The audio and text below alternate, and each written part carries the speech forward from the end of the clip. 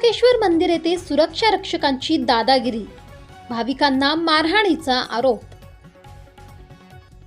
नाशिक जिल्ह्यातील कुंभनगरी म्हणून ओळखल्या जाणाऱ्या त्र्यंबकेश्वर येथे दर्शनासाठी आलेल्या भाविकांशी गैरवर्तन झाल्याची धक्कादायक घटना समोर आली आहे।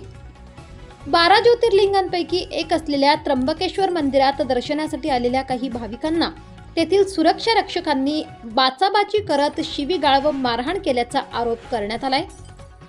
मिळालेल्या माहितीनुसार दर्शन रांगेत उभ्या असलेल्या भाविकांमध्ये किरकोळ वाद झाला। यानंतर परिस्थिती हाताळण्याऐवजी काही सुरक्षा रक्षकांनी आक्रमक भूमिका घेतल्याचे सांगितले जाते। यामुळे परिसरात काही काळ तणावाचे वातावरण निर्माण झाले होते। या घटनेनंतर संबंधित भाविकांनी नाराजी व्यक्त करत मंदिर प्रशासनाकडे तक्रार केल्याची माहिती आहे।